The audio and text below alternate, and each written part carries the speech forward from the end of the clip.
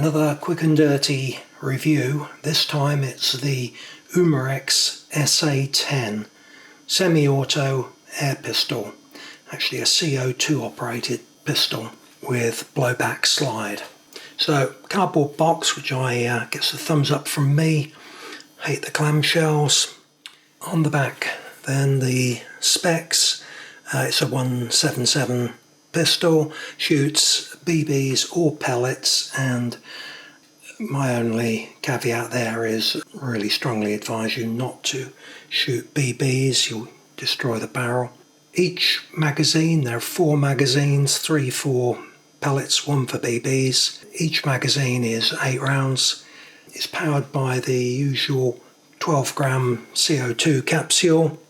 There's some spurious velocity information here, but of course I don't do chrono work on these pistols. It's pointless really, because you don't know what pressure is in the cylinders.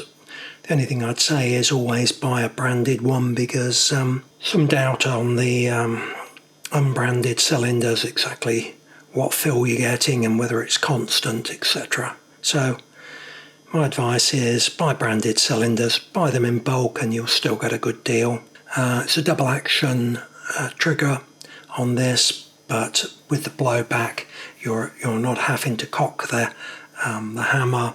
You're just using the trigger to rotate the magazine and then go into the firing cycle. Now, interestingly, it says here the barrel is a smooth bore. Well, I can tell you it's not smooth bore. When you lock the slide back, you've got access to the breech end of the barrel, and it's very clearly it's a rifled barrel, and they're saying the barrel length is 140 millimeters. I'd say, yeah, I'd agree with that, but I'd probably knock off a little bit of that because it's bored out and given fake rifling for like 9 millimeter at the business end, which I don't, for realism, I know people like that, but I personally would be happier to have the extra bit of rifled barrel, thank you. There's still a good, say, 130 millimeters, 125 millimeters of rifled barrel though. Okay, and they're saying weight at 924 grams, and I made it about 1,000, so about 1 kilo with the magazine fitted, a cylinder in the magazine, and a little red dot sight on it. So a hefty pistol. Let's go on now and have a good look at it. It's the SA-10 pistol from Umarex. I like this pistol and I like it a lot. It's got some Marmite features that not everybody will like.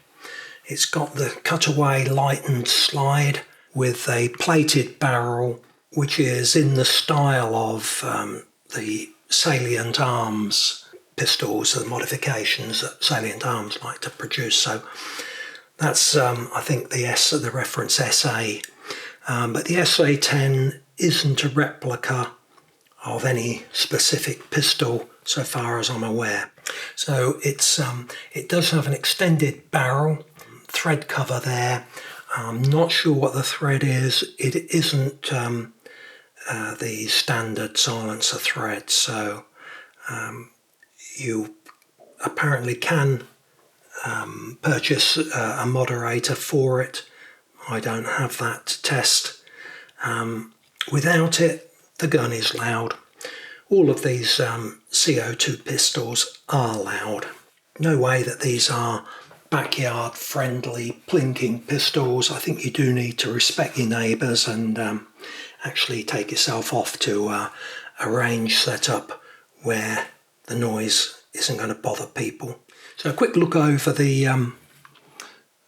gun and the slide, etc. So the slide, this control here is actually a slide lock back. Now, like most of these pistols, it doesn't feature slide lock back at the when the magazine is empty, but you can lock it back here, and that's useful for cleaning. So if you put that control back, rack the slide, it now stays back. Okay, that exposes the end of the barrel for you. There's the length of the barrel, so you can see you're going to have a potentially accurate pistol here, in that this is a rifled steel barrel. It's obviously designed for shooting pellets. The manufacturer says, and they provide a magazine, I'll come on to that in a second, but the all plastic magazine there is for BBs, but I would suggest that's not a good option. Don't fire BBs down a rifled steel barrel, you will damage the barrel. There's no gaudy white lettering all over it. It's nicely realistic. The only lettering there is the serial number on the gun. Now if you press that down, you can release it back. It has now cocked the hammer. If you put it in back, the safety backwards into the fire position, you can then decock it. So it's not the... I'm not a fan of the back of the hammer being flat like that. I much prefer a hammer with a thumb grip on the back of the hammer, so you can thumb the hammer back. So when you've changed the cylinder, you do need to... Well, the gun will fire single action, so you can pull the trigger and it will cock the hammer, etc. But it will make it a particularly heavy pull. So after changing it, rack the slide once, hammer is now back, and it would be ready to fire if we'd got a cylinder in there. Metal slide, metal trigger, centre blade on the trigger as well, so it's got another level of safety in that you've got to have your finger on the trigger properly before the central blade will allow the trigger to move. Should I just mention quickly about this lovely magazine system that Umarex produce on several of their pistols. So it's weighty. It's a really weighty magazine with a lot of die-cast metal there. Takes the cylinder. It also comes with 4 8-shot rotary magazines. Now, you take them one at a time and put them into the top of the magazine there to fire, and then eject the magazine and you can take another magazine in, etc. I'll take them out because they're all loaded. We'll just have the empty plastic magazine for demonstration purposes. Sorry, I'm leaning over the top of the camera there. It's not difficult to put in. I was making that look difficult because I was leaning over the top and I'm not in the normal position. Built into the magazine, if you can make them out, are a series of little dimples there. And once you've loaded a magazine, you press them back onto there and it seats the magazine, the pellets into the magazine at a consistent depth, so a good feature. You don't need tools to change the CO2, which is another great feature. It's got the spring-loaded lever there to pick that up, and then the usual twist to undo, remove the magazine and lock up. Now, another great feature of having this separate magazine is that the valving is built into this magazine. So there's the valve, and that's where the hammer will strike the valve. So again, if anything went wrong with the valving, it's just a question of buying another magazine, and these magazines can be had for about £40. I purchased this pistol from Sportsman's Gun Centre at Exeter. I'm just giving you a review with my genuine thoughts on the pistol. It's not a paid promotion. Unfortunately, nobody is paying me to produce these reviews. They're simple reviews to help you decide if this is the pistol for you or not. At the time I purchased this, they were heavily discounting this pistol, and it was just over £100. I think it was about £105. which I think, for the quality of build of this pistol, built in Japan, I think. I'll have to just check that. It certainly feels like that level of quality. I think that's a stellar price, really, given 4 magazines, 3 for pellets and 1 for BBs. No, don't fire BBs. So things I really like and really don't like. The things I don't like are few and far between, really. I'm not a great fan of the safety on this one being slide back like that. I much prefer to be able to thumb the safety, or on the trigger side, I don't mind. But when it's on safe, it's difficult for them to get anything showing, but a red dot in front there so you know that you're on fire. Not a huge fan of that safety. I'm not a huge fan of the fact that the hammer doesn't decock with the safety, so the hammer stays back. I much prefer, like on the PT85, for the hammer to decock. If I slide back onto fire, I can then decock it carefully with my finger, but it's not, with my thumb rather. So it can be done. It's not the greatest. It's got nice yellowy orange dots on the rear sight, but nothing on the foresight. And I think most people would be a good idea to put a dot of paint there for yourself to help you get that sight picture lined up. Better still, investing, it's got the 20mm rail on the underside. Of course, you can't fit one on the upper side. You can't have a holographic type sight unless you get the adapter. You can get an adapter that fits on there, go up and provide you with a piece of 20mm rail that sits above the slide. How practical they are in terms of movement and flex, etc., to be accurate, I don't know. This is an accurate gun.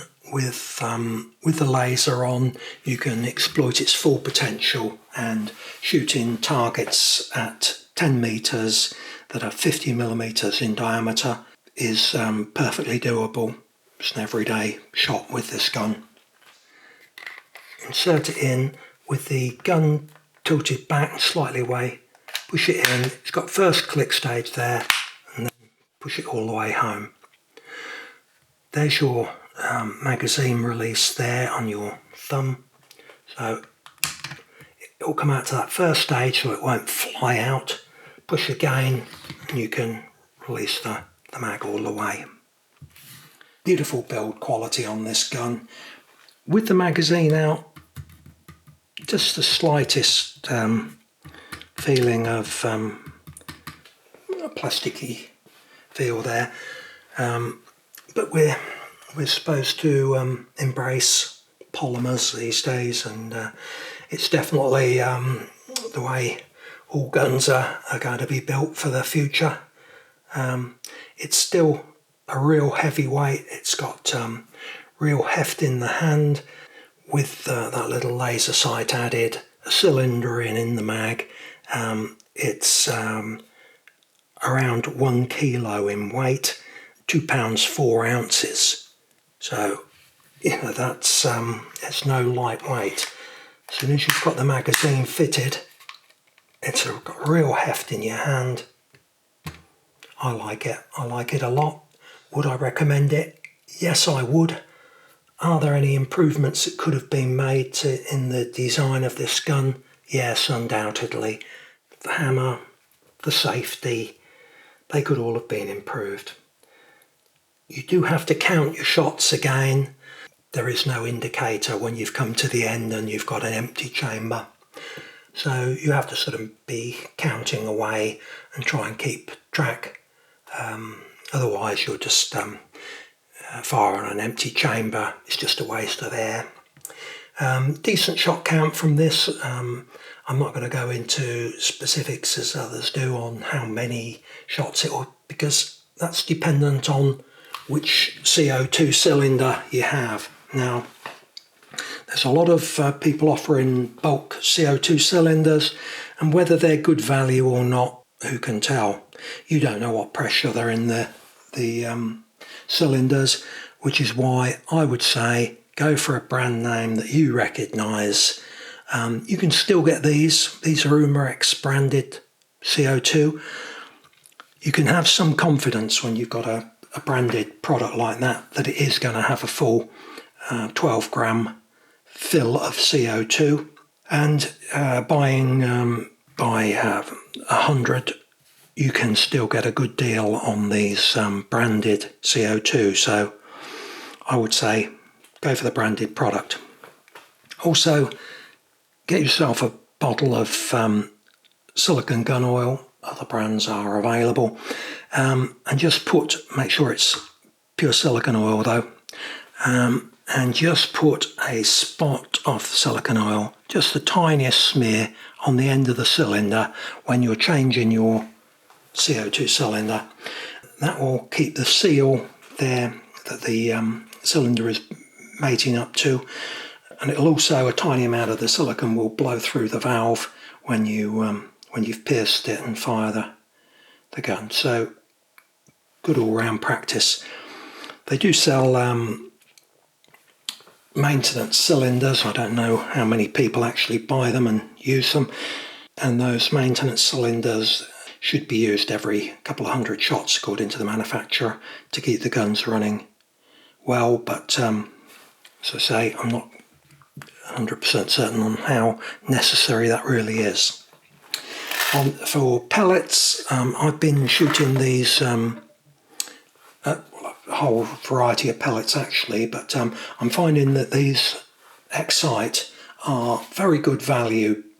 They're made by H&N, they're a German quality pellet. These are the Econ 2 flathead, it's a wad cutter pellet. They're well formed, there's no seams, they've got well formed skirts and heads. I haven't checked them over the scales and things because, the point of using these is that they're half the price of pellets such as JSB Exact, which I use for target shooting. But shooting these pistols, they're fun guns to be shot at 10 metres for plinking purposes. I don't think it warrants paying out for top grade pellets. These, for £5 to £6 a tin, delivered. I think I want to pick them up in the gun shop. They were, I think, £4.50. I mean, absolute bargain for 500 German, well-made pellets. So my little tip for you is experiment a little bit and share pellets with your mates and try as many as you can, but you don't need to fork out for top quality pellets for these guns. In summary, do I recommend the SA-10 from Umarex? And yes, this is probably my favourite small pistol. One thing that they could have improved, another thing maybe they could have improved rather, is a slightly better grip. It's a little bit flat on the sides for my liking. I like a little bit more pronounced side on the gun. And the same with the finger grips, are not particularly well thought out. They could be a bit deeper for me. The swell that fits in the palm on the back strap of the gun is actually pretty good. Yep, I like it. I'd recommend it to anyone. At the price that they were being sold at recently, don't hesitate, buy one. The only problem, of course, has been the supply issues. Been very difficult to get your hands on guns, particularly popular ones. When they're available, if you see one, simply buy it. You won't regret it. If you want to see more of these reviews, then I would invite you to subscribe to the channel. Preferably also press the bell icon. It costs you nothing to subscribe. Then YouTube will send you an email when I upload more videos. I'll be uploading 4 different reviews on 4 different pistols initially, so there'll be plenty more to look at. Thanks and bye for now.